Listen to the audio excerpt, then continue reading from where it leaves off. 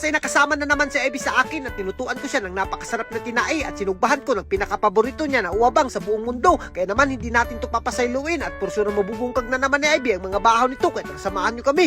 For today's video guys ay napakaganado nga pala natin ngayong araw at inandam na kaagad natin yung makagamitan natin dahil sasama na si Ivy sa dagat namin. At speaking of Ivy guys, pinapiktusan niya muna ako ng isang case dyan para mas maging ganado talaga tayo. At inandam ko na kaagad yung duyan natin dahil masarap talaga magduyan-duyan doon sa floating cottage natin. At hindi na tayo nagpadugay-dugay, nitsa na kaagad natin, nakaabot na tayo dito sa dagat namin. At sa puntong ito guys, kasama ko nga pala si Justin at si Ivy dito. At ayan na nga, napaka-excited ni Ivy. At sa sobrang excited niya nga, talagang minanihon niya na kaagad itong tinai. At siya nga pala guys, itong tinai pinakapaborito nga pala ni Ivy to dahil pipirituhin namin to. Ay hindi pala pipirituhin guys, aadubuhin pala.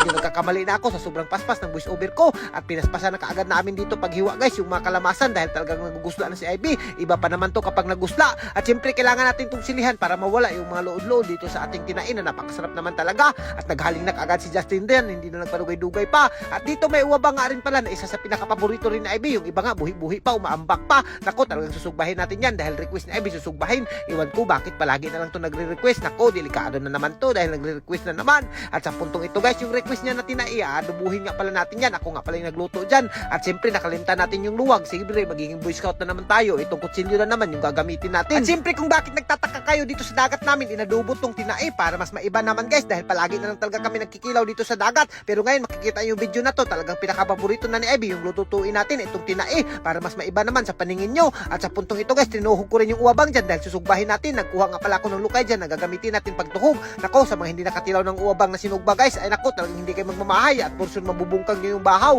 At sobrang presko nga pala yung mauwabang na yan guys. Nasugatan namin yan kanina sa suba na may nagbabaligya. Kaya pinalit ko na lang at dinala ko na dito sa dagat. At ayan nga guys, tinakang ko na kaagad dito sa uling na napakasarap naman talaga. At kung nakikita nyo guys, napakadali nga lang pala ng uwabang maluto guys. Magpuwa-puwa yan, okay na yan, goods na talaga yan. At medyo paso-paso pa nga dito pag binaliktad ko. Mag-ingat ka lang dyan dahil pumuputok-putok yung mauwabang na yan guys. Pag natapisikan ka sa mga duga-duga niyan, naku, napakasakit naman talaga. Pero kapag kinain mo yan guys, napakasarap naman talaga rin. Pagdating rin naman sa mga sudan guys, itong uwabang hindi rin ito magpapalupig. Alam nyo ba guys, isa rin to sa pinakamasarap dito sa probinsya guys, itong uwabang. At yung mga mayayaman parang hindi pa nakatilaw ng mga ganito guys, na mga sinugba. Pero kami dito guys, ito talaga yung makinakain namin noong araw. At pinsan nga si Papa na mamana ng uwabang doon sa suba at talagang nalilipay kami. At siyempre yung tinain natin na pinatahay-tahay na adobo guys, hindi rin natin yan papasiluin. At ito na nga lahat yung ating handa ngayong araw na to. At kung nakikita nyo sa Ivy guys, napaka-excited niya talaga. Lahat ng yan, request niya at meron pang kapayas. Nako, parang naglilihi na naman talaga to sa Ivy. Impas na naman tayo dito. At as you can see naman guys, hindi na ako nakaantos dyan. Tinimlawan ko muna yung tinain na niluto natin at pati yung uwabang. Talagang sinausaw ko sa tuyo. Ay nako, talagang karubkub pa yung lasa niyan guys. Talagang napakasarap at napaka-presko pa.